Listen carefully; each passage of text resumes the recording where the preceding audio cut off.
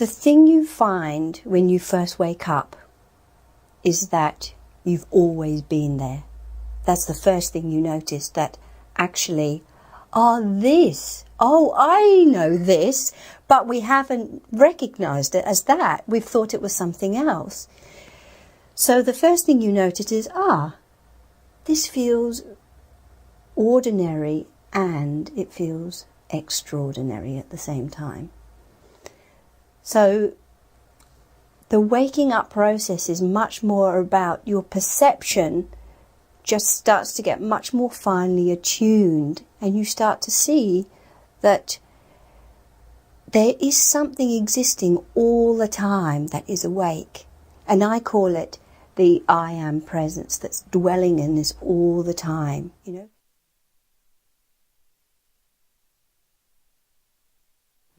What that means is, I don't know who I am.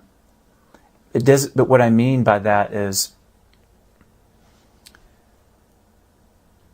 when I say know, the word know refers to knowledge that we presume to be reality when it's really the mind grasping onto something in an illusory way. So I can't grasp who I am through thought. It's literally impossible. Awakening is the recognition of that at such a fundamental level that the sense of self is liberated.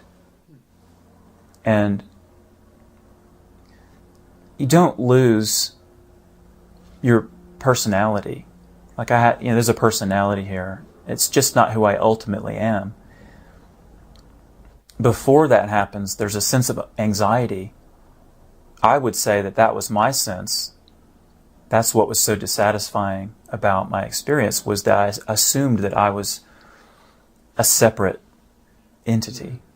Only because I was projecting a mentally conceived sense of self onto what's unnameable and infinite.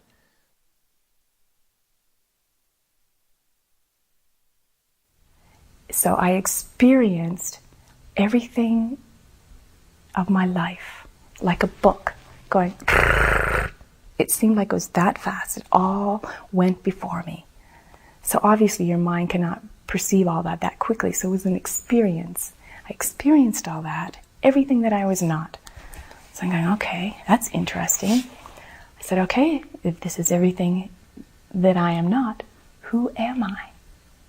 And when I said it, that instant, that was the experience that I'm unable to explain. That was the experience of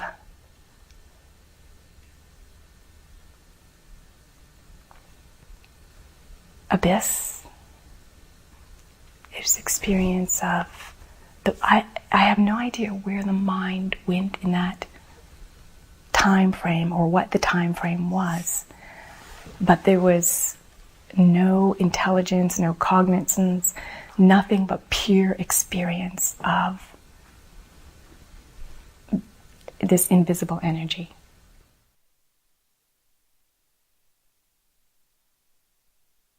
You go within and you meet yourself. And for a lot of people, that's not a fun experience. You go within, you meet yourself, and there's this highly critical, diabolical conversation going on about how you're not meeting up to your expectations and, who you should be, what you did wrong, ruminating over, this and that. So you go inside and you meet yourself and you just drop all that nonsense. It's just like, that's not real. You just let it all go. I think I'll just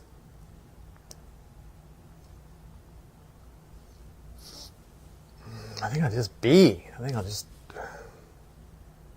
be.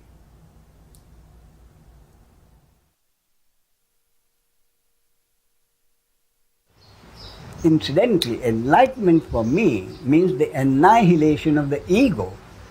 And by ego I mean the sense of personal doership, not mere identification with the name and form.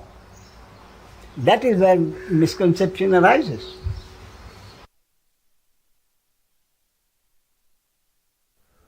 After my experience, I can tell you this, there was no ego there to say, look what I did.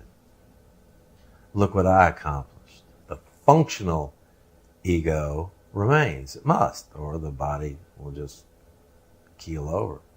It has to be able to function. It has to know how to eat. It has to know how to write a check and drive a car. That's functional thinking. But the thinking part that judges functional thinking was destroyed.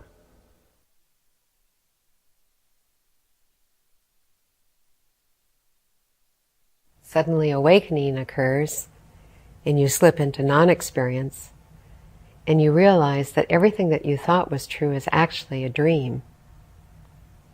Just like we're sleeping at night and we wake up and we say, oh, we've had a dream. Well, awakening is waking up quite a bit more to realize that during this daytime, we've also been lost in a dream of form, a mental, conceptual dream of form.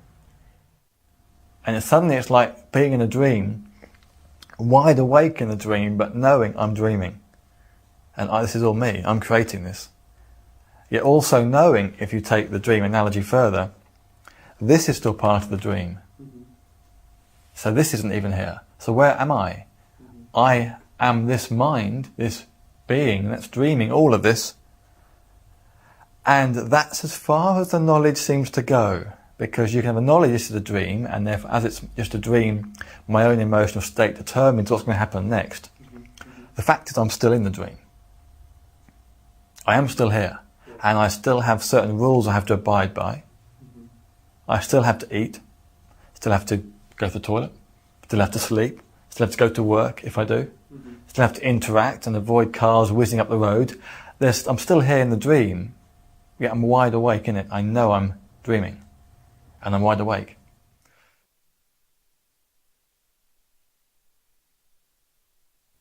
I don't mean it's something you can actually make happen, but when it happens, it figures itself out. That's all that's happened, is that it's the I figuring itself out. And that creates the illusion of discovery. But there's nothing to discover. That's the big joke. What am I discovering? The illusion of I. Experiencing I, when that can't happen. That's the miracle. The real paradox, the ultimate paradox is, this can't happen, and yet it is. That's why it's a dream. It is a dream. But when the dream disappears, the I no longer can be entertained by even itself existing. Because the moment the I knows it's existing, it's creating the consciousness, or manifesting the consciousness, which is the dream itself. So consciousness itself is the dream. And when you have this one huge dream manifesting, then anything is possible within the dream, isn't it? And that's exactly what happens. Everything. Any and all possibilities happen within the dream. And that's consciousness as a whole. Infinity of infinities. Anything is possible.